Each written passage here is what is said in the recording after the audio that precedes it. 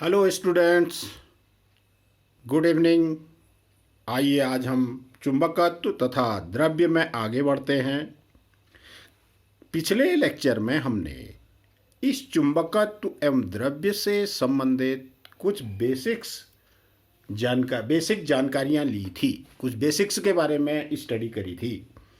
जैसे चुंबकीय फ्लक्स क्या है, चुंबकन की तीव्रता, चुंबकन क्षेत्र की तीव्रता, चुंबकीय पारगम्यता, चुंबकीय प्रवृत्ति, एनएन लाइन्स, एनएस लाइन्स आदि आदि बहुत सारी छोटी छोटी चीज़ों का अध्ययन किया था।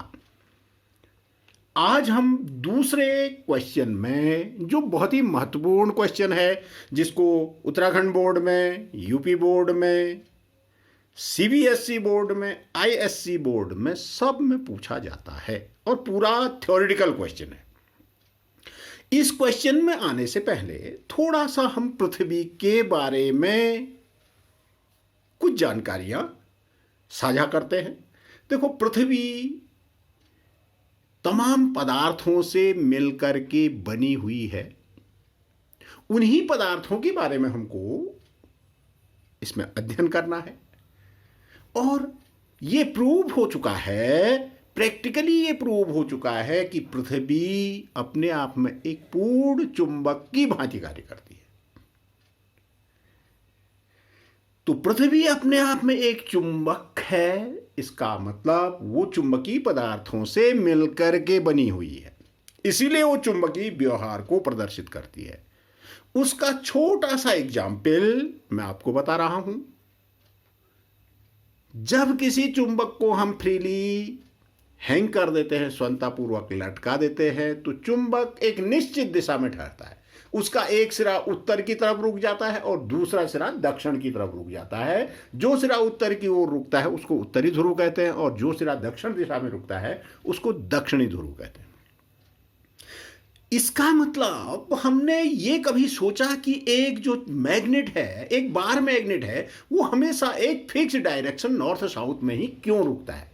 उसका कारण है कि पृथ्वी अपने आप में एक पूर्ण चुंबक है, एक दंड चुंबक की तरह है और जो पृथ्वी के केंद्र में स्थित है। और पृथ्वी के चुंबक का जो उत्तरी ध्रुव है वो साउथ डायरेक्शन में है, भौगोलिक साउथ में है, और जो पृथ्वी के चुंबक का साउथ पोल है वो उत्तर दिशा में है। इसीलिए जब हम चुंबक को लटकाते हैं तो चुंबक का उत्तरी ध्रुव और पृथ्वी के चुंबक का दक्षिणी ध्रुव एक दूसरे को आकर्षित करेंगे। हमने ये पढ़ा हुआ है कि विपरीत ध्रुवों के बीच क्या लगता है? आकर्षण का बल लगता है। और चुंबक का दक्षिणी ध्रुव और पृथ्वी के चुंबक का उत्तरी ध्रुव, वो दोनों भी एक दूसरे को आकर्षित करेंगे। इसीलिए स्वतंत्रतापूर्वक लटकाया हुआ चुंबक हमेशा कहां को रुकता है? उत्तर दक्षिण दिशा में। तो ये निश्चित रूप से इस बात को आप ध्यान रख लीजिए कि पृथ्वी अपने आप में एक चुंबक है, वो एक दंड चुंबक की तरह व्यवहार करती है और जिसको हम पृथ्वी के केंद्र में मानेंगे। और पृथ्वी के चुंबक का उत्तरी ध्रुव कहाँ रहेगा? भौगोलिक दक्षिण दिशा में। और दक्षिणी ध्रुव कहाँ रहेगा? भौगोलिक उत्तर दिशा में। इस बात को आप ध्यान रख लीजिए। अब मैग्नेटिक मटेरियल्स और उसका एटॉमिक मॉडल पढ़ने के लिए ये हम पढ़ते हैं, तो हमारा हेडिंग है चुंबकीय पदार्थ, magnetic materials and atomic model of magnetism. चुंबकत्व का परमाणुवीय मॉडल क्या है? चुंबकीय प्रभावों के आधार पर जो चुंबकीय पदार्थ हैं उनको 3 वर्गों में विभाजित किया गया है। According to magnetic effects, the magnetic materials are divided into 3 parts. और ये अध्ययन किसने किया? सर्वप्रथम फैराडे ने। तो फैराडे ने 1846 ईस्वी में ये जो चुंबकीय पदार्थ हैं इनको 3 वर्गों में बांट दिया। पहले वर्ग के जो चुंबकीय पदार्थ हैं उनको कहते हैं प्रतिचुंबकीय पदार्थ। ध्यान से समझ लीजिएगा, पूरा क्वेश्चन थ्योरेटिकल है और बहुत महत्वपूर्ण क्वेश्चन है। तो प्रतिचुंबकीय पदार्थ, इनको कहते हैं डाईमैग्नेटिक सबस्टेंसेज, और दूसरे प्रकार के जो मैग्नेटिक मटेरियल्स हैं उनको कहते हैं अनुचुंबकीय पदार्थ, ये पैरामैग्नेटिक सबस्टेंसेज कहलाते हैं। और तीसरे प्रकार के जो चुंबकीय पदार्थ हैं उनको कहते हैं लौह चुंबकीय पदार्थ, फेरोमैग्नेटिक सबस्टेंसेज।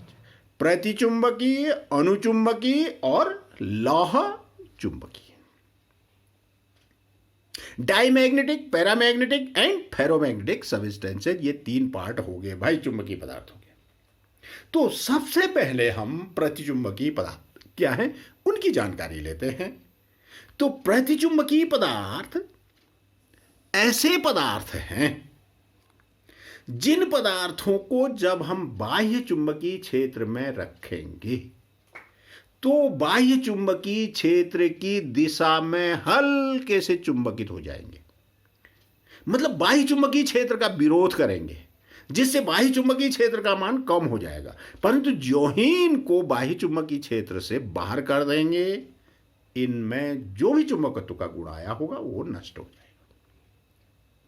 तो प्रतिचुंबकीय पदार्थ चुंबकीय क्षेत्र की दिशा के विपरीत में हल्के से चुंबकित होते हैं, ये ध्यान रखना है आपको। इनको इस प्रकार से भी समझ सकते हैं कि इन पदार्थों को यदि हम असमान चुंबकीय क्षेत्र में रखेंगे तो ये अधिक प्रवलता वाले चुंबकीय क्षेत्र से कम प्रबलता वाले चुंबकीय क्षेत्र की ओर जाने की प्रवृत्ति रखते हैं। मतलब अधिक चुंबकीय क्षेत्र से कहां को जाने की ओर प्रवृत्ति रखते हैं? कम चुंबकीय क्षेत्र की ओर। और बाह्य चुंबकीय क्षेत्र की दिशा के विपरीत में थोड़े से चुंबकित हो जाते हैं, जिससे बाह्य चुंबकीय जो एक्सटर्नल मैग्नेटिक फील्ड होता है वो भी घट जाता है। और जो ही एक्सटर्नल मैग्नेटिक फील्ड हटा लेंगे, बाह्य चुंबकीय क्षेत्र से इनको हटा लेंगे, इनमें चुंबकत्व का गुण तुरंत समाप्त हो जाएगा। अब इस श्रेणी में जो जो मटेरियल आते हैं उनको याद करने का बहुत ही आसान तरीका है। जितने भी कीमती धातुएं हैं, पदार्थ हैं, ऐसे याद करोगे वो प्रतिचुंबकीय पदार्थों की श्रेणी में आते हैं। जैसे कीमती धातु कौन है? सोना है भाई, हीरा है, चांदी है, ये तीन तो सबको याद रहेंगे। गोल्ड AU, डायमंड C और सिल्वर AG। इसके अलावा कॉपर, मरकरी, बिस्मिथ, NaCl नमक, हाइड्रोजन, नाइट्रोजन, वाटर। देखिए वाटर बहुत कीमती है, बिना जल के हम जीवित नहीं रह सकते, बिना वायु के हम जीवित नहीं रह सकते। तो वो ये सब कीमती पदार्थ हो गए भाई, ये भी तो मटेरियल हुए। हवा पानी भी तो मटेरियल है। ऐसे ही सिलिकॉन है, क्वार्ज है, कार्बन डाइऑक्साइड है, ये सब क्या है? ये प्रतिचुंबकीय पदार्थों की श्रेणी में आते हैं। तो प्रतिचुंबकीय पदार्थों को आप 4-6 इनके एग्जाम्पल आप याद कर लेंगे। अब इन पदार्थों की प्रॉपर्टीज क्या होती हैं? आते हैं प्रॉपर्टीज में। प्रतिचुंबकीय पदार्थ की पहला जो प्रॉपर्टी है, इसको थोड़ा सा ध्यान से देखिएगा। जब किसी प्रतिचुंबकीय पदार्थ की छड़ को किसी चुंबक के ध्रुव खंडों के बीच स्वतंत्रतापूर्वक लटका देंगे, ये देखिए एक NS, ये चुंबक के ध्रुव खंड है। N और S के बीच मैग्नेटिक फील्ड होता है भाई। N पोल से S पोल की तरफ क्या होता है? एक समान चुंबकीय क्षेत्र होता है। अब क्या करा? एक प्रतिचुंबकीय पदार्थ की छड़ को हमने फ्रीली हैंग कर दिया इस चुंबक के ध्रुव खंडों के बीच। तो ये चुंबकीय क्षेत्र के कैसे हो जाती है? लंबवत, परपेंडिकुलर हो जाती है। परपेंडिकुलर हो जाती है और जो छड़ के सिरे होंगे, ये N पोल की तरफ वाला भाग इसका N बन जाएगा और S पोल की तरफ वाला भाग S बन जाएगा। तो किसी भी प्रतिचुंबकीय पदार्थ की छड़, तार आदि को जब हम चुंबकीय क्षेत्र में फ्रीली लटका देंगे तो मैग्नेटिक फील्ड के परपेंडिकुलर हो जाएगा। एक बात तो ये ध्यान रख लीजिए। आइए अगली प्रॉपर्टी पढ़ते हैं, प्रॉपर्टी नंबर 2। जब किसी प्रतिचुंबकीय पदार्थ को असमान चुंबकीय क्षेत्र में रखा जाता है तो वह अधिक तीव्रता वाले भाग से कम तीव्रता वाले भाग की ओर विस्थापित, ये पढ़ा है, प्रतिचुंबकीय पदार्थों का एक गुण है। अब हम क्या करते हैं, एक कांच की प्याली में प्रतिचुंबकीय पदार्थ का घोल ले लेते हैं, जैसे चांदी का घोल, सोने का घोल आदि आदि, या नमक का घोल। कांच की प्याली में उस घोल को रख करके दो पास पास रखे चुंबक के ध्रुव खंडों के बीच रख देते हैं। ये देखो चुंबक के ध्रुव खंड है, NS पोल है। इन पोल्स के बीच कांच की प्याली में हमने क्या रखा है, एक प्रतिचुंबकीय पदार्थ का घोल रखा है। जब चुंबक के ध्रुव खंड पास पास होते हैं तो ध्यान रखिएगा बीच में चुंबकीय क्षेत्र यहां बीचों बीच मैक्सिमम होता है, तो और ध्रुवों की ओर चुंबकीय क्षेत्र कम होगा, बीच में ज्यादा होगा। जहां ज्यादा चुंबकीय क्षेत्र है यहां इस घोल का तल जो है नीचे दब गया है, गड्ढा पड़ गया है, और जहां चुंबकीय क्षेत्र कम है वहां को ये घोल का तल ऊपर उठ गया है। इसका अर्थ ये हो गया कि ये पदार्थ अधिक चुंबकीय क्षेत्र से कम चुंबकीय क्षेत्र की ओर विस्थापित हो जाते हैं। यदि इस चुंबक के ध्रुव खंडों के बीच की दूरी बढ़ा दी जाए, ये दूरी बढ़ा दे, ध्रुव खंडों को थोड़ा दूर दूर कर दे, अब बीच में क्या हो गया, चुंबकीय क्षेत्र कम, अब ध्रुवों की ओर ज्यादा ज्यादा हो गया, ध्रुवों पर चुंबकीय क्षेत्र ज्यादा और बीच में कम, यहां बीचों बीच कम। जहां कम चुंबकीय क्षेत्र है वहां घोल का तल ऊपर उठ गया है, और जहां अधिक चुंबकीय क्षेत्र है वहां घोल का तल नीचे उतर आया है। इसका अर्थ ये हो गया कि ये प्रतिचुंबकीय पदार्थ अधिक चुंबकीय क्षेत्र से कम चुंबकीय क्षेत्र की ओर विस्थापित हो जाते हैं।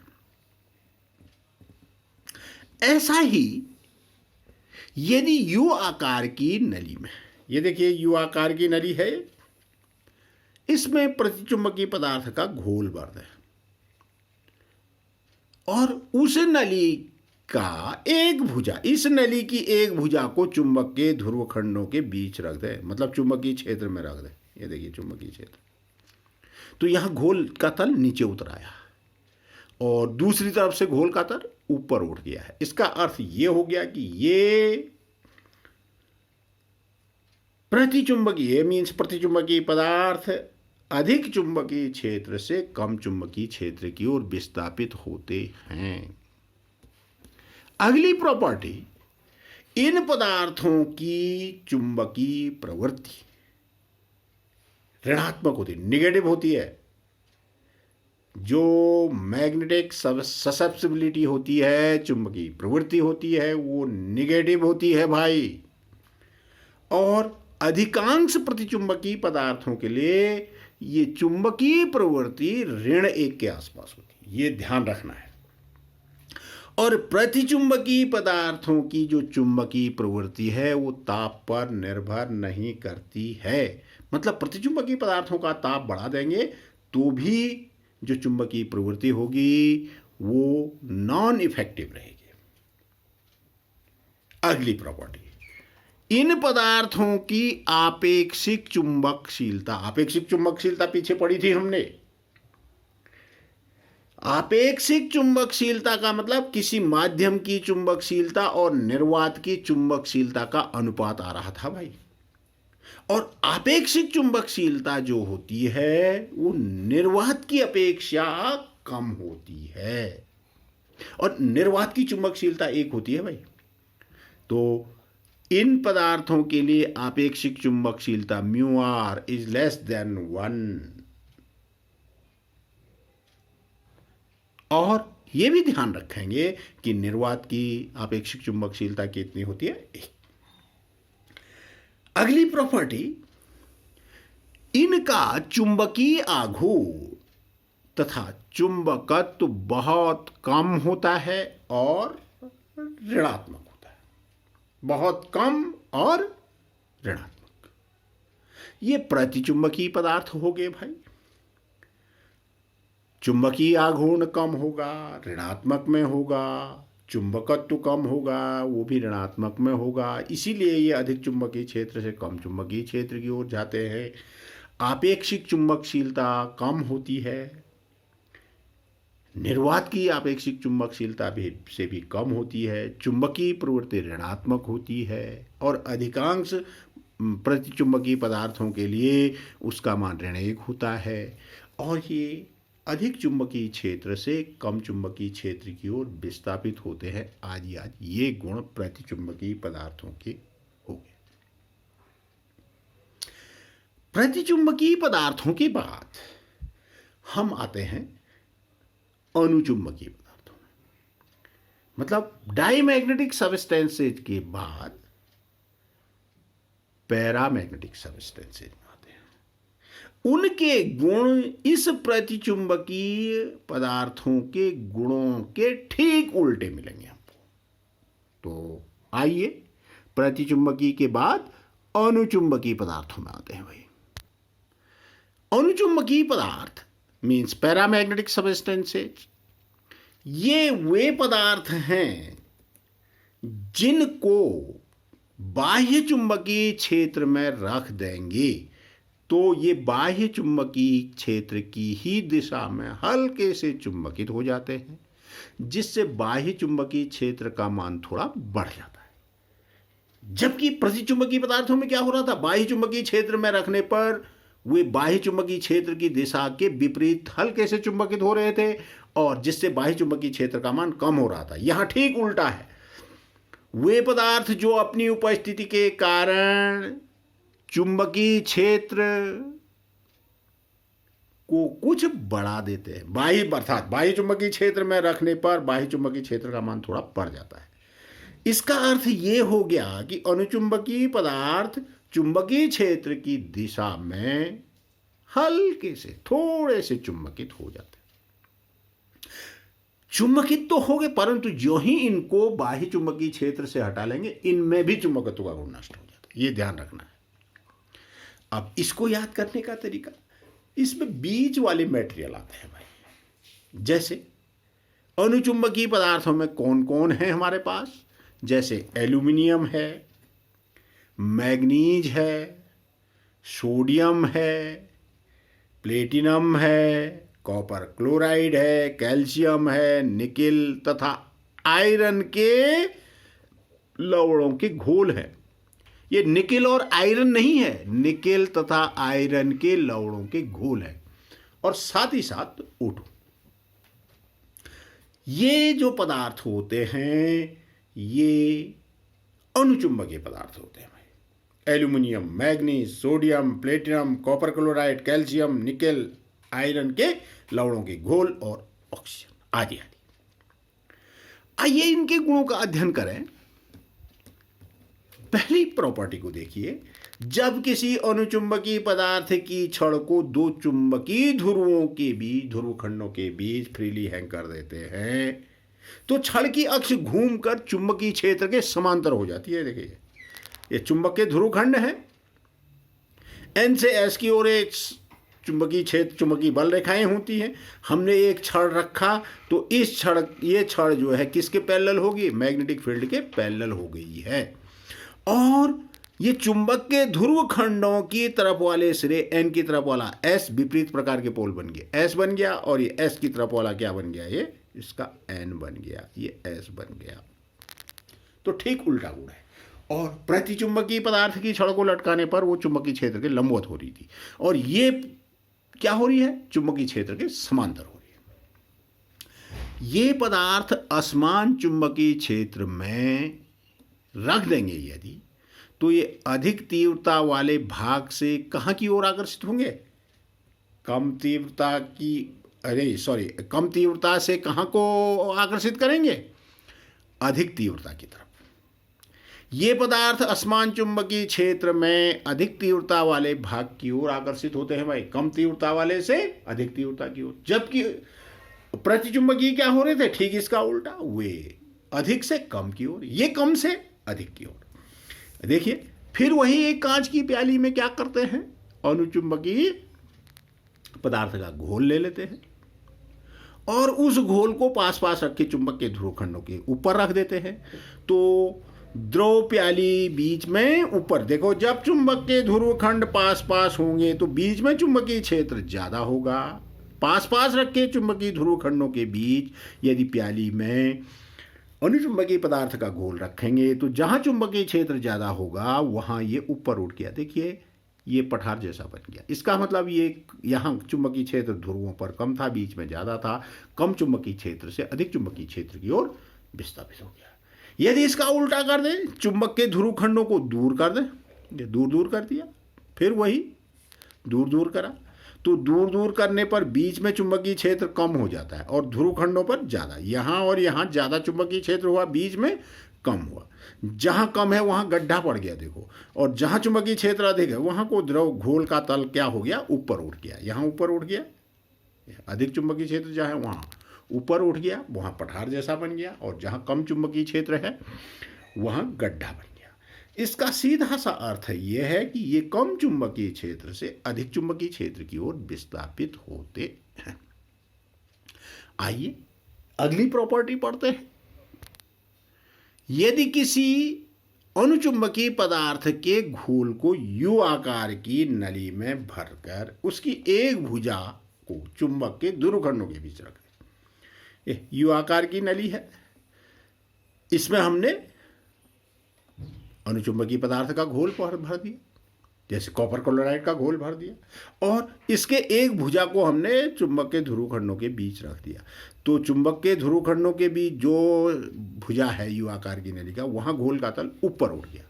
प्रतिचुंबकीय पदार्थ में नीचे उतर रहा था, अनुचुंबकीय पदार्थ में ऊपर उठ रहा है। ठीक उल्टी प्रवृत्ति है भाई, उल्टा गुण है।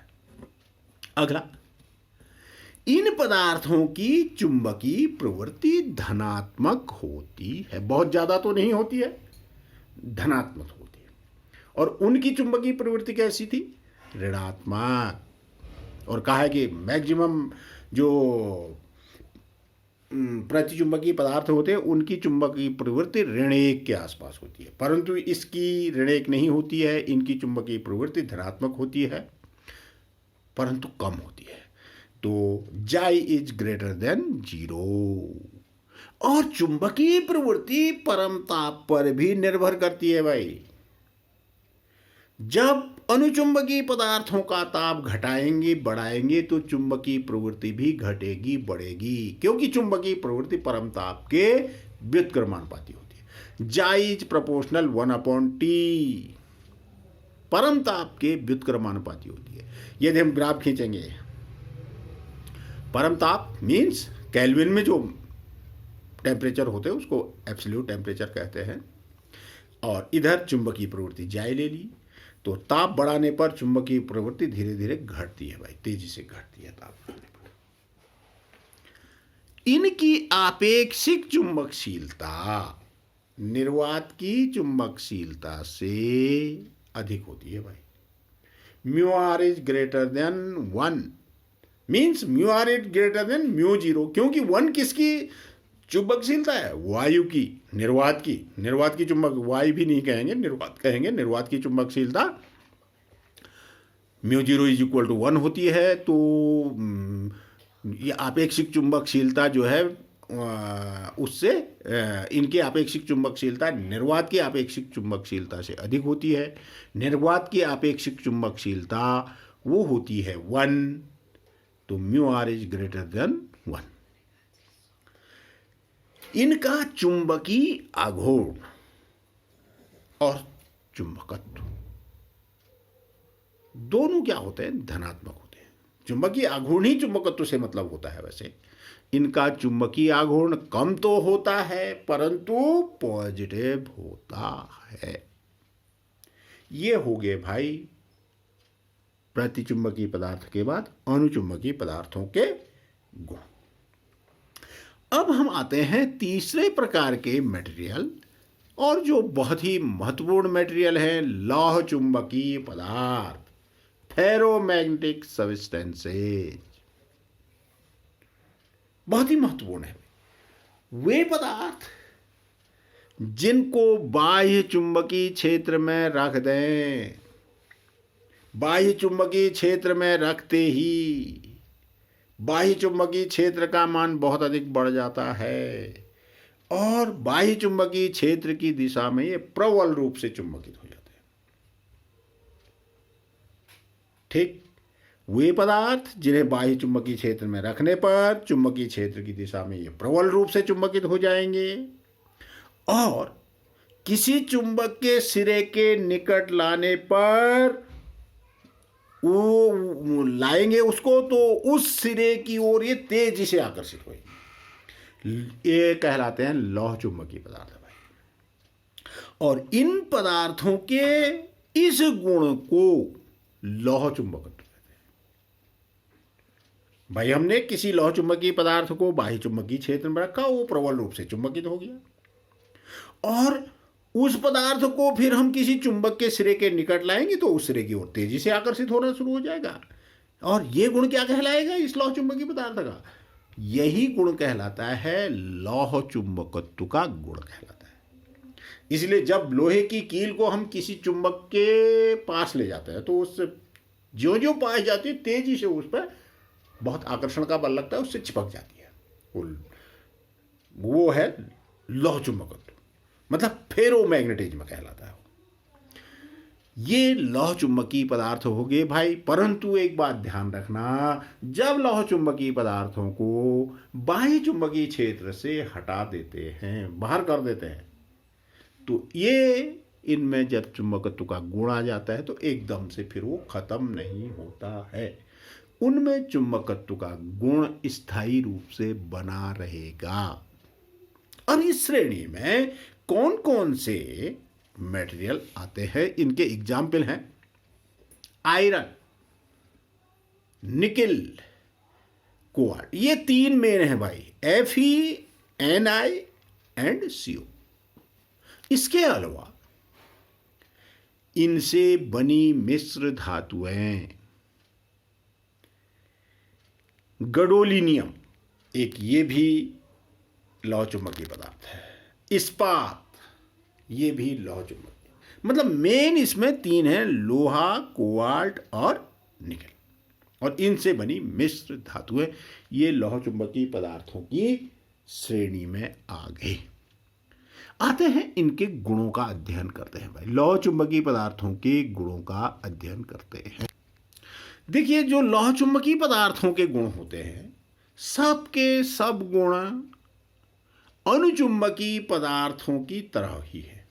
सबके सब गुण अणुचुंबकीय पदार्थों की भांति हैं, परंतु ये गुण अणुचुंबकीय पदार्थों की तुलना में बहुत ही प्रबल है। ऐसे याद रख लेना, सबके सब गुण कैसे हैं भाई? अणुचुंबकीय पदार्थों की भांति, परंतु बहुत ही प्रबल है। जैसे लौह चुंबकीय पदार्थों का चुंबकीय आघूर्ण, चुंबकन की तीव्रता, चुंबकीय प्रवृत्ति, ये मेन गुण है भाई। चुंबकीय आघूर्ण हो गया, चुंबकन की तीव्रता होगी, जो जिनको हमने पिछले लेक्चर में पढ़ा हुआ है, चुंबकीय प्रवृत्ति होगी। ये सब के सब धनात्मक होने के साथ साथ बहुत अधिक होते हैं और इनकी आपेक्षिक चुंबकशीलता तो बहुत ही अधिक होती है भाई। और μr इज ग्रेटर देन 1000, 1000 से भी अधिक, जबकि अणुचुंबकीय पदार्थ की आपेक्षिक चुंबकशीलता 1 से थोड़ा ज्यादा है और इनकी 1000 से भी ज्यादा है। तो सबके सब गुण अणुचुंबकीय पदार्थों की भांति, परंतु बहुत ही प्रबल। लौह चुंबकीय पदार्थों की चुंबकीय प्रवृत्ति ताप बढ़ाने पर यह भी घटती है भाई। ज्यों ज्यों ताप बढ़ाएंगे चुंबकीय प्रवृत्ति घटते जाएगी, चुंबकत्व का गुण कम होता जाएगा। मतलब किसी ताप को बढ़ाते बढ़ाते बढ़ाते किसी विशेष ताप पर उनमें चुंबकत्व का गुण पूरा का पूरा नष्ट हो जाएगा, वो अणुचुंबकीय पदार्थ बन जाएंगे। और जिस ताप पर इनका चुंबकत्व खत्म हो जाता है, मतलब लौह चुंबकीय पदार्थ अणुचुंबकीय बन जाता है, उस ताप को कहते हैं क्यूरी टेम्परेचर। पूछा जाता है शॉर्ट नोट्स में 1 नंबर में, CURI, क्यूरी टेम्परेचर कहलाता है। क्यूरी टेम्परेचर का मतलब लौह चुंबकीय पदार्थों को दिया गया वह ताप जिस ताप पर उसका चुंबकत्व खत्म हो जाता है, मतलब वो लौह चुंबकीय पदार्थ से अनुचुंबकीय पदार्थ की श्रेणी में आ जाता है, उसको कहते हैं क्यूरी टेम्परेचर। और क्यूरी टेम्परेचर ये पूछा जाता है शॉर्ट नोट्स में। लौह चुंबकीय पदार्थों को दिया गया वह ताप जिस पर उसका चुंबकत्व समाप्त हो जाता है, अर्थात लौह चुंबकीय पदार्थ अनुचुंबकीय पदार्थ बन जाता है, वो कहलाएगा क्यूरी ताप। जो कुछ मेन लौह चुंबकीय पदार्थों के क्यूरी ताप हैं वो मैं आपको बता दे रहा हूं। गैडोलीनियम, इसका क्यूरी ताप सबसे कम है 44 डिग्री सेल्सियस के आसपास। इसको केल्विन में आप बदल लीजिएगा, केल्विन में 273 आप जोड़ देंगे तो केल्विन में आ जाएगा। तो आप एक ही या तो सेल्सियस में याद रखिए या केल्विन में याद रखिए। निकेल का जो क्यूरी टेम्परेचर है, मैं बढ़ते क्रम में बोल रहा हूं, गैडोलीनियम का 44 डिग्री सेल्सियस, निकेल का क्यूरी टेम्परेचर 358 डिग्री सेल्सियस, मतलब 358 डिग्री सेल्सियस तक निकेल लौह चुंबकीय पदार्थ रहेगा। यदि 358 डिग्री सेल्सियस से ज़्यादा कर दें इसका टेम्परेचर तो इसका लौह चुंबकत्व का गुण खत्म हो जाएगा, फिर ये अनुचुंबकत्व बन जाए, अनुचुंबकीय पदार्थ की तरह व्यवहार करने लगे। ऐसे लोहे का क्यूरी टेम्परेचर 770 डिग्री सेल्सियस और कोबाल्ट का है लगभग 1100 डिग्री सेल्सियस के आसपास। 1120 के आसपास होता है, मैंने याद करने के लिए आपको 1100 डिग्री सेल्सियस है। 44, 358, 770 और 1100 डिग्री सेल्सियस, ये क्यूरी टेम्परेचर हो गए। क्यूरी टेम्परेचर का मतलब वह ताप जिससे नीचे कोई लौह चुंबकीय पदार्थ में चुंबकत्व का गुण बना रहेगा, परंतु उससे ऊपर उसका चुंबकत्व का गुण खत्म हो जाएगा, अर्थात वो अनुचुंबकीय पदार्थ में बदल जाएगा। अब देखिए, चुंबकीय पदार्थों को 3 श्रेणियों में फैराडे ने बांट दिया। कौन कौन से? प्रतिचुंबकीय, अनुचुंबकीय और लौह चुंबकीय, मतलब डाईमैग्नेटिक, पैरा और फेरो। और उनके एग्जाम्पल हमने कह दिया कि जो प्रतिचुंबकीय पदार्थ होते हैं, डाईमैग्नेटिक सबस्टेंस होते हैं, वो कीमती धातु, ऐसे याद कर लोगे। डाई प्रति के बाद अनुचुंबकीय आते हैं, अनुचुंबकीय का मतलब डाई के बाद पैरामैग्नेटिक सबस्टेंस है। पैरामैग्नेटिक में मैग्नीज, एल्यूमिनियम, प्लेटिनम ये आदि आते हैं, कॉपर क्लोराइड। और फिर लास्ट फेरोमैग्नेटिक सबस्टेंसेज मीन्स लौह चुंबकीय पदार्थों में आप 3 ही को याद रख लीजिएगा, लोहा, कोबाल्ट, निकेल। तो ये इनके हमने गुण पढ़े और हमने ये कह दिया कि लौह चुंबकीय पदार्थों के गुण अनुचुंबकीय पदार्थों की ही भांति होते हैं, परंतु बहुत प्रबल होते हैं, मतलब दोनों के सेम प्रॉपर्टीज है, कम ज्यादा है वो होने को। परंतु प्रतिचुंबकीय पदार्थों के गुण इनसे एकदम उल्टे हैं, विपरीत हैं। अब हम इन पदार्थों में चुंबकत्व का गुण ऐसे क्यों आता है, उसका एटॉमिक मीन्स इलेक्ट्रॉनिक सिद्धांत पढ़ते हैं कि ये जो चुंबकीय पदार्थ हैं प्रति अणु लौह, इनका एटॉमिक चुंबकत्व का एटॉमिक मॉडल के बारे में डिस्कस करते हैं कि इनमें चुंबकत्व का गुण इस प्रकार से क्यों आता है। देखिएगा, उस एटॉमिक मॉडल में आने से पूर्व ये देखिए, ये बहुत ही महत्वपूर्ण है भाई, इसको आप सब लोग याद रखेंगे। जो मेन प्रॉपर्टीज हैं प्रतिचुंबकीय, अनुचुंबकीय, लौह चुंबकीय, डाई, पैरा और फेरोमैग्नेटिक सबस्टेंसेज के जो 4 मेन प्रॉपर्टी हैं, ये सबकी क्लियर होनी चाहिए। देखो, पहला गुण है चुंबकीय आघूर्ण और चुंबकत्व। ये प्रतिचुंबकीय पदार्थ का बहुत ही कम होता है और निगेटिव में होता है, कम निगेटिव। परंतु जो अनुचुंबकीय पदार्थ होता है उसका ये कम तो होता है परंतु पॉजिटिव होता है, और लौह चुंबकीय पदार्थ का अधिक होने के साथ साथ धनात्मक होता है, काफी अधिक होता है। चुंबकशीलता mu is less than mu zero, इसकी mu is greater than mu naught, और इसकी mu is much greater than mu zero. ये चुंबकशीलता होगी। और आपेक्षिक चुंबकशीलता देखिएगा, आपेक्षिक चुंबकशीलता म्यू आर प्रति की लेस देन 1 और इसकी ग्रेटर देन 1 अणु की, और इसकी मच ग्रेटर देन 1। ये प्रॉपर्टी जो 4 मेन प्रॉपर्टी हैं सबको याद रखनी है। चुंबकीय प्रवृत्ति इसकी लेस देन 0 ऋणात्मक होगी, और मैक्सिमम मटेरियल हमने कह दिया कि वो -1 होगी।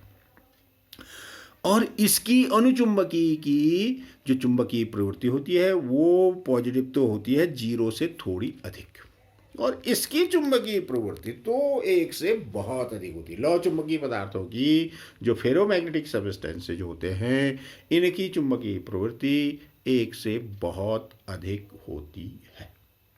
ये 4 मेन प्रॉपर्टीज हैं, इनको याद कर लीजिएगा। अब आते हैं एटॉमिक मॉडल। अब देखिए, परमाणुवीय मॉडल के आधार पर हम चुंबकत्व की व्याख्या करने जा रहे हैं। थोड़ा ध्यान से समझ लीजिएगा कि पहला क्वेश्चन चुंबकीय पदार्थों के बारे में इस प्रकार से पूछा जाता है कि चुंबकीय पदार्थ किसे कहते हैं, ये कितने प्रकार के होते हैं, प्रति के 2 गुण लिखिए, या अणु के 4 गुण लिखिए, या लौह चुंबकीय पदार्थ के 4 गुण लिखिए। इस प्रकार से पूछा जाता है। मतलब चुंबकीय पदार्थ के प्रकार और उन तीनों में से किसी के गुण पूछ देंगे, और गुण ज्यादातर पूछा जाता है अनुचुंबकीय का या लौह चुंबकीय का। ये ध्यान रखना है पहला क्वेश्चन।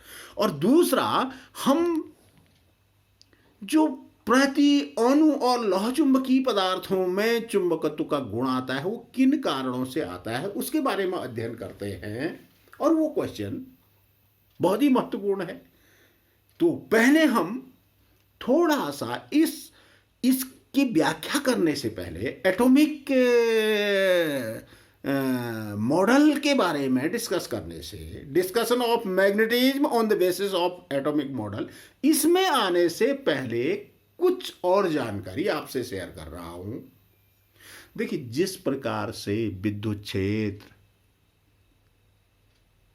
के लिए आवेश उत्तरदायी था, आवेश, और उसमें भी मेनली इलेक्ट्रॉन उत्तरदायी था। इलेक्ट्रॉन आवेश के लिए उत्तरदायी था, और फिर विद्युत धारा के लिए कौन उत्तरदायी था, rate of flow of charge, और फिर वो जो आवेश था, आवेश के कारण इलेक्ट्रिक फील्ड मिल रहा था। ठीक ऐसे ही चुंबकीय क्षेत्र, चुंबकीय क्षेत्र का जो मेन सोर्स है वो भी इलेक्ट्रॉन है भाई। जैसे विद्युत क्षेत्र का मेन सोर्स इलेक्ट्रॉन है, ठीक वैसे ही चुंबकीय क्षेत्र का भी, चुंबकीय क्षेत्र को उत्पन्न करने के लिए कौन रिस्पॉन्सिबल है, इलेक्ट्रॉन। अब देखो, हमने जो मटेरियल पढ़े, प्रति अणु लौह चुंबकीय पदार्थ पढ़े, उन पदार्थों का जो एटॉमिक मॉडल है, हर पदार्थ परमाणु से मिलकर बना है, परमाणु कणों से मिलकर के बना हुआ है, कण और छोटे छोटे कणों इलेक्ट्रॉन प्रोटॉन न्यूट्रॉन से मिलकर के बना हुआ है। तो हम इलेक्ट्रॉन के बारे में थोड़ा सा डिस्कस कर रहे हैं। तो इलेक्ट्रॉन जो होता है परमाणु की कक्षाओं में, किसी परमाणु की कक्षा में चारों ओर चक्कर लगाता है, रोटेट करता है। और इलेक्ट्रॉन की गतियां 2 प्रकार की होती हैं। एक तो कक्षा में वो घूमता है, ऑर्बिटल मोशन करता है, और ऑर्बिटल मोशन के साथ साथ दूसरा स्पिन मोशन भी करता है, चक्रण गति भी करता है। इलेक्ट्रॉन की 2 प्रकार की गतियां, एक तो वृत्तीय गति करता है, मतलब कक्षीय गति उसको कहते हैं, ऐसे गोल गोल घूमता है नाभिक के चारों ओर, और दूसरा इलेक्ट्रॉन क्या करता हुआ है, स्पिन करते हुए या तो क्लॉकवाइज या एंटी क्लॉकवाइज ऐसे भी गति करता है। पीछे हमने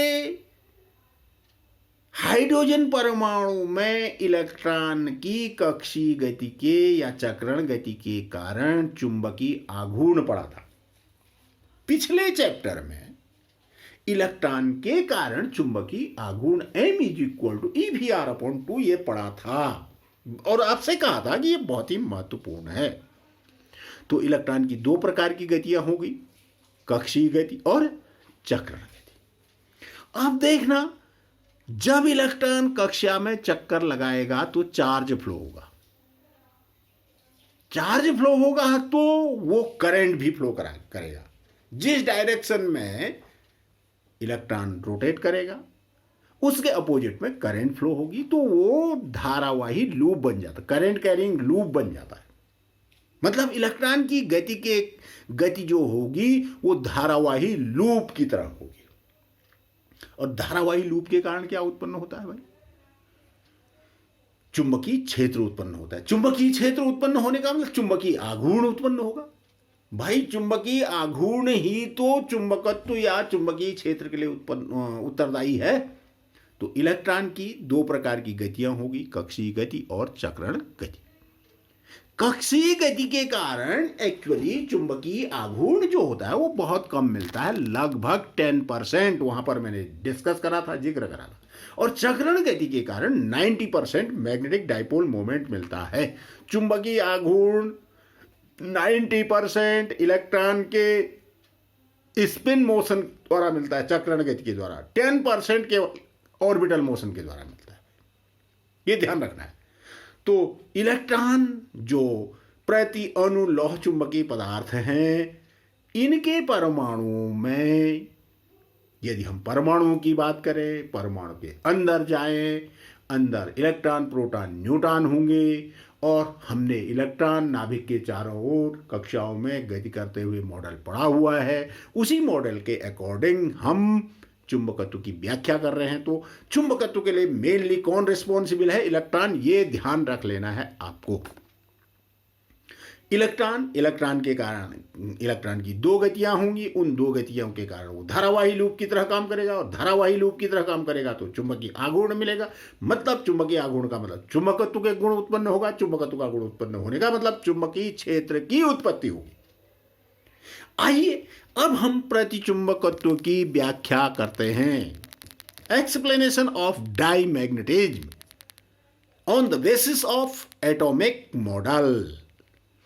प्रतिचुंबकीय पदार्थों में क्या स्थिति है? देखो, प्रतिचुंबकीय पदार्थों में इलेक्ट्रॉनों की संख्या सम होती है भाई। जब हम किसी प्रतिचुंबकीय पदार्थ को किसी चुंबकीय क्षेत्र में नहीं रखते हैं तो उस प्रतिचुंबकीय पदार्थ में इलेक्ट्रॉन सम संख्या में होने के कारण वो पेयर बना लेते हैं, जोड़े बना लेते हैं। इलेक्ट्रॉनों के आपस में जोड़े बन जाते हैं। और चुंबकीय क्षेत्र की अनुपस्थिति में ये जोड़ों में जो दो इलेक्ट्रॉन हैं, एक का स्पिन क्लॉकवाइज तो दूसरे का एंटी क्लॉकवाइज। तो दोनों के चक्रण बराबर और विपरीत होने के कारण वे एक दूसरे के चुंबकीय आघूर्ण को क्या कर देते हैं? निरस्त कर देते हैं। इसलिए इन पदार्थों का चुंबकत्व का गुण 0 होता है भाई। चुंबकीय क्षेत्र की अनुपस्थिति में इनमें चुंबकत्व का गुण बिल्कुल नहीं होता है। मतलब चुंबकीय आघूर्ण होता ही नहीं है। और इन पदार्थों को हम कैसे मान सकते हैं? एटॉमिक मैग्नेट की भांति मान सकते हैं। परंतु प्रतिचुंबकीय पदार्थों के जो परमाणु होते हैं वो चुंबक की भांति व्यवहार नहीं करते हैं, क्योंकि उनमें चुंबकत्व का गुण नहीं होता। देखो, दो इलेक्ट्रॉन, पेयर के दो इलेक्ट्रॉन, एक का स्पिन इस प्रकार से है तो दूसरे का ऐसे। ये दोनों ने एक दूसरे के चुंबकीय आघूर्ण को क्या कर दिया? आपको केवल एक बात याद रखनी है कि प्रतिचुंबकीय पदार्थ में इलेक्ट्रॉन सम संख्या में हैं और वे आपस में जोड़े बना लेते हैं। प्रत्येक जोड़े में 2 इलेक्ट्रॉन होंगे। दोनों इलेक्ट्रॉनों के स्पिन एक दूसरे के बराबर और विपरीत होंगे, जिसके कारण वे एक दूसरे के चुंबकीय आघूर्ण को निरस्त कर देंगे। मतलब जब तक इनको हम बाह्य चुंबकीय क्षेत्र में नहीं रखेंगे, इनमें चुंबकत्व का गुण 0। क्यों? क्योंकि हमने इलेक्ट्रॉन का डिस्कस इसीलिए यहां पर करा। अब क्या होता है, जब इन पदार्थों को चुंबकीय क्षेत्र की उपस्थिति में रख देते हैं, तब प्रत्येक जोड़े के 2 इलेक्ट्रॉनों में से एक इलेक्ट्रॉन का चक्रण चुंबकीय क्षेत्र की दिशा के विपरीत होगा और दूसरे का चुंबकीय क्षेत्र की दिशा में होगा। एक इलेक्ट्रॉन का चक्रण जो चुंबकीय क्षेत्र के विपरीत दिशा में चक्रण कर रहा है, उसका चक्रण थोड़ा सा बढ़ जाता है। चुंबकीय क्षेत्र वाली दिशा का चक्रण थोड़ा कम होता है। ऐसे ही प्रत्येक जोड़े की स्थिति होगी, जिसके कारण एक परिणामी चुंबकीय आघूर्ण उत्पन्न हो जाएगा। कहां को उत्पन्न हो जाएगा? चुंबकीय क्षेत्र के विपरीत। फिर समझिएगा, प्रत्येक जोड़े के 2 इलेक्ट्रॉन हैं। जब इनको बाह्य चुंबकीय क्षेत्र में रखेंगे तो दोनों इलेक्ट्रॉन एक दूसरे के विपरीत चक्रण कर रहे थे। एक इलेक्ट्रॉन जो है, एक की गति थोड़ा सा तेज हो जाएगी, त्वरित गति हो जाएगी, एक की मंदित हो जाएगी। एक एक्सेलरेट करेगा, दूसरा डीएक्सेलरेट करेगा। तो त्वरित और मंदित गति होने के कारण नेट चुंबकीय आघूर्ण मिल जाएगा। परंतु ध्यान ये रखना है कि चुंबकीय क्षेत्र वाला चुंबकीय क्षेत्र की दिशा में जो चक्रण करेगा उसकी गति होगी मंदित गति होगी। जो चुंबकीय क्षेत्र के विपरीत चक्रण करेगा उसकी गति होगी त्वरित गति। ऐसे ही हर जोड़े में होगा, जिसके कारण ये चुंबकीय क्षेत्र के दिशा के विपरीत थोड़ा सा चुंबकीय आघूर्ण क्रिएट कर देंगे। चुंबकीय क्षेत्र की दिशा में हल्के से चुंबकित हो जाएंगे। मतलब ये एटॉमिक मॉडल हो गया प्रतिचुंबकीय पदार्थों का। और आगे बढ़ते हैं, देखिएगा। बाह्य चुंबकीय क्षेत्र की दिशा में थोड़ा सा चुंबकीय आघूर्ण मिलने के कारण बाह्य चुंबकीय क्षेत्र का मान भी घट जाएगा। परंतु यह ध्यान रखना है कि ऐसे पदार्थों के चुंबकत्व पर ताप का कोई भी प्रभाव नहीं पड़ेगा। परंतु ये एग्जामिनेशन में प्रतिचुंबकीय पदार्थों का जो चुंबकत्व का मॉडल है, ये कम पूछा जाता है। पूछा जाता है अणुचुंबकत्व और लौह चुंबकत्व की व्याख्या पूछी जाती है। तो आइए अणुचुंबकत्व पदार्थों के चुंबकीय पदार्थों के चुंबकत्व की व्याख्या करते हैं। अणुचुंबकीय पदार्थों के परमाणुओं में भी क्या है भाई? इलेक्ट्रॉन है। परंतु यहां इलेक्ट्रॉन क्या पूरे युग्म नहीं बना पाते, पूरे जोड़े नहीं बना पाते हैं। जोड़ों के बीच बीच में क्या होते हैं? परमाणुओं में एडिशनल इलेक्ट्रॉन्स होते हैं, अतिरिक्त इलेक्ट्रॉन जोड़ों के बीच बीच में घुस जाते हैं, रहते हैं। जब चुंबकीय क्षेत्र की अनुपस्थिति होती है तब ये क्या करते हैं देखना। जोड़ों के बीच में उपस्थित जो परमाणुवीय इलेक्ट्रॉन हैं उनकी गति अनियमित रहती है। मतलब इरेगुलर मोशन, वो जो एडिशनल इलेक्ट्रॉन हैं वो इरेगुलर मोशन करते हैं, अनियमित गति करते हैं।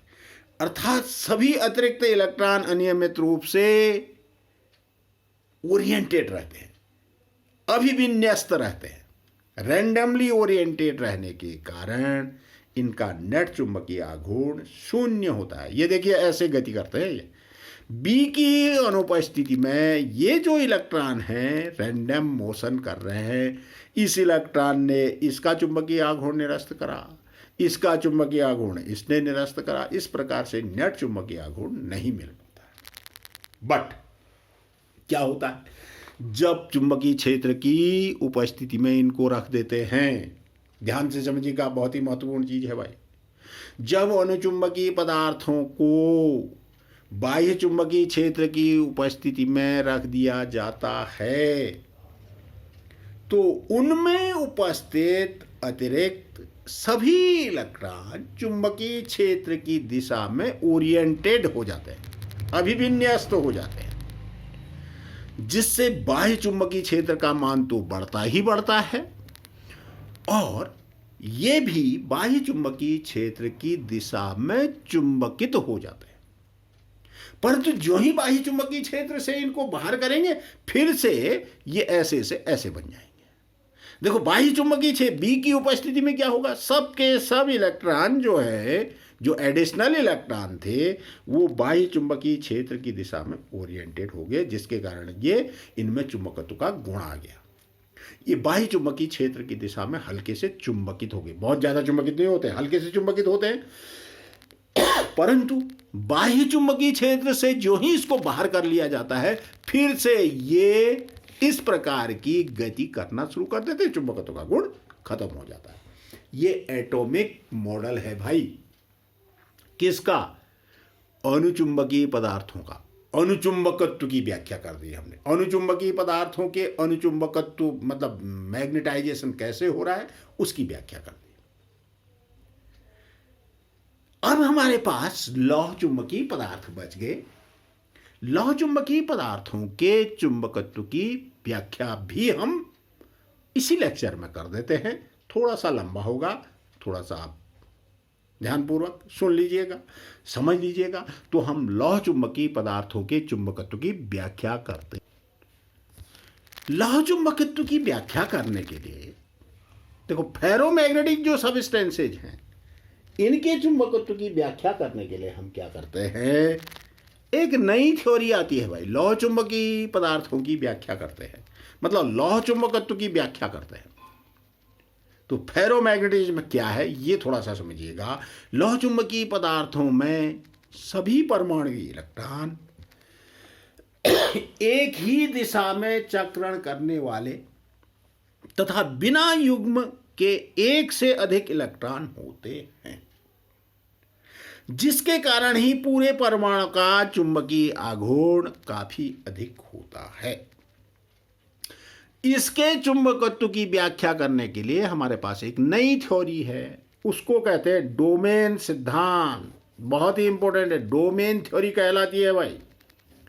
अब डोमेन क्या है, चुंबकीय जो पदार्थ होते हैं, लौह चुंबकीय पदार्थ होते हैं, इनमें कुछ जटिल अन्योन्य म्यूचुअल एक्शंस रिएक्शंस होते हैं, अन्योन्य क्रियाएं होती हैं, जिसके कारण पदार्थों में परमाणुीय चुंबकों के असंख्य अति सूक्ष्म आकार के क्षेत्र बन जाते हैं। डोमेन का मतलब सिंपली ये समझ लीजिए कि जब आप लौह चुंबकत्व की व्याख्या करेंगे तो लौह चुंबकत्व की व्याख्या डोमेन सिद्धांत के आधार पर करेंगे। एक लाइन ये लिख देंगे। और डोमेन क्या है, डोमेन बहुत छोटे छोटे रीजन होते हैं, अति सूक्ष्म आकार के क्षेत्र होते हैं, जिनको हम डोमेन कहते हैं। और प्रत्येक डोमेन में जो परमाणुओं की संख्या होती है वो 10 की घात 17 से लेकर के, इसको याद रखिएगा, अलग अलग बुक्स में अलग अलग लिखा होगा, और रियली ये होता है 10 की घात 17 to 10 की पावर 31 तक परमाणु वीय चुंबक होते हैं। मतलब हम जो इलेक्ट्रॉन्स हैं वो परमाणु में मौजूद रहते हैं, वो उनकी संख्या हो जाएगी 10 की घात 17 से लेकर के 10 की घात 31 तक। अब बी की अनुपस्थिति में क्या होता है, ये जो डोमेन होते हैं, ये डोमेनों में जो विभिन्न डोमेन हैं उनकी अनियमित ढंग से इनमें इलेक्ट्रॉन बिखरे रहते हैं और वे एक दूसरे के चुंबकीय प्रभाव को क्या कर देते हैं, निरस्त कर देते हैं, जिसके कारण पूरे जो लौह चुंबकीय पदार्थ है पूरा, उसका चुंबकीय आघूर्ण शून्य होता है। आमने सामने के डोमेन चुंबकीय क्षेत्र की अनुपस्थिति में एक दूसरे के चुंबकीय आघूर्ण को निरस्त कर देते हैं भाई, सिंपल सा फंडा है। परंतु जब बी की उपस्थिति में इनको लाते हैं, मतलब लौह चुंबकीय पदार्थों को जब बी की उपस्थिति में रखते हैं, तो चुंबकीय क्षेत्र की उपस्थिति में रखने पर दो चीजें हो सकती हैं। यदि हम कम चुंबकीय क्षेत्र में इनको रखेंगे, जब लौह चुंबकीय पदार्थों को हम कम प्रबलता के चुंबकीय क्षेत्र में रखेंगे, तो कम चुंबकीय क्षेत्र में रखने पर डोमेनों की परिसीमाओं का विस्थापन हो जाता है। मतलब कोई डोमेन बहुत बड़ा बन जाता है, कोई डोमेन बहुत छोटा बन जाता है। और चुंबकीय क्षेत्र में जो ही इनको रखेंगे, चुंबकीय क्षेत्र की दिशा वाला डोमेन बहुत बड़ा बन जाएगा, उसका आकार काफी बढ़ जाता है और शेष डोमेनों का आकार बहुत छोटा हो जाता है, जिसके फलस्वरूप ये बाह्य चुंबकीय क्षेत्र की दिशा में प्रबल रूप से चुंबकित हो जाता है। समझिएगा इसको, और वो डायग्राम समझिएगा, ऐसे समझिएगा। देखिए,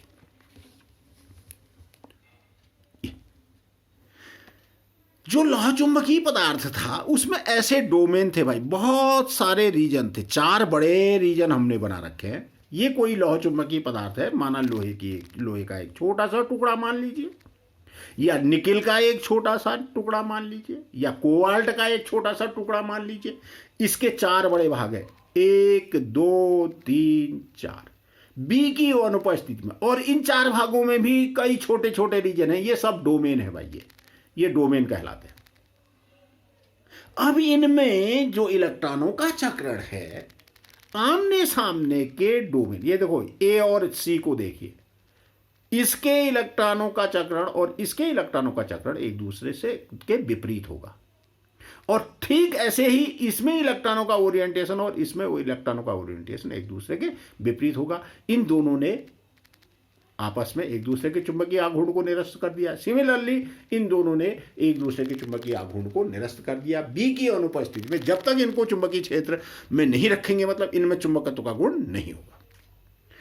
अब माना इसको बाह्य चुंबकीय क्षेत्र में, बाह्य चुंबकीय क्षेत्र का मान कम है, कम प्रबलता के चुंबकीय क्षेत्र में रखेंगे तो क्या होगा, देखिएगा। देखो, बी की दिशा में, बी की उपस्थिति में इसको रखने पर बी की डायरेक्शन वाला जो डोमेन था वो काफी बढ़ गया है। बाह्य क्षेत्र की दिशा वाला डोमेन काफी बढ़ गया है, शेष 3 डोमेन छोटे छोटे हो गए। तो इसमें ये चुंबकीय क्षेत्र की दिशा में प्रबल रूप से चुंबकित, इसका इसके द्वारा निरस्त हो गया, थोड़ा सा ये इसके द्वारा, शेष ये बचा रहा। तो बाह्य चुंबकीय क्षेत्र में ये आसानी से चुंबकित हो गया। जब कम प्रबलता के चुंबकीय क्षेत्र में रखेंगे तो डोमेनों का विस्थापन हो जाएगा चुंबकीय क्षेत्र की दिशा में, जिसके कारण ये चुंबकित हो जाएंगे। और एक बार डोमेन विस्थापित हो गए, अब इसको चुंबकीय क्षेत्र से बाहर कर लेंगे तो ये डोमेन अब बिगड़ेगा नहीं, ऐसा नहीं होगा। कब तक ऐसा नहीं होगा? जब तक इसको क्यूरी टेम्परेचर तक गर्म नहीं करेंगे या हथौड़े से पीटेंगे नहीं, ये डोमेन ऐसे के ऐसे ही बने रहेंगे। दूसरा, जब लौह चुंबकीय पदार्थ को अधिक प्रबलता के चुंबकीय क्षेत्र में रख देते हैं तब क्या होता है? तब डोमेनों का घूर्णन हो जाता है भाई, ओरिएंटेशन हो जाता है, रोटेशन हो जाता है।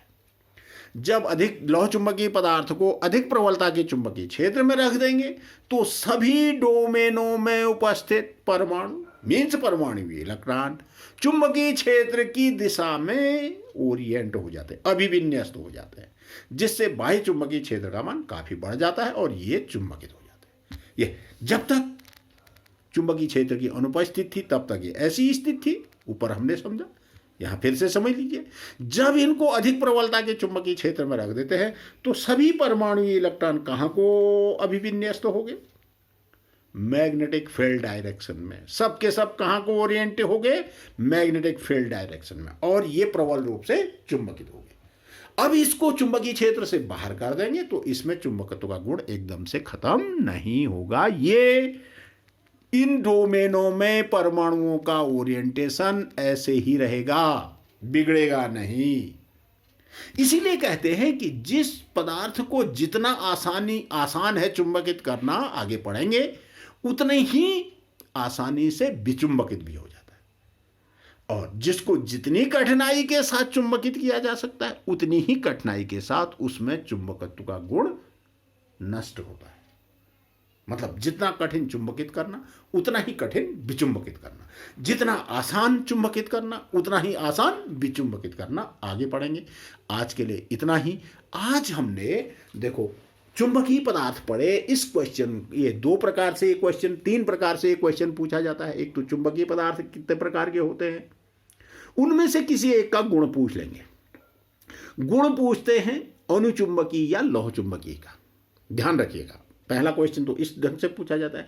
दूसरा, चुंबकीय पदार्थ कितने प्रकार के होते हैं। लौह चुंबकीय पदार्थों की व्याख्या के, लौह चुंबकीय पदार्थों के चुंबकत्व की व्याख्या डोमेन सिद्धांत के आधार पर। बहुत ही महत्वपूर्ण क्वेश्चन है, वेरी इंपॉर्टेंट क्वेश्चन। तो डोमेन सिद्धांत हमने पढ़ा, उसको कर लीजिएगा।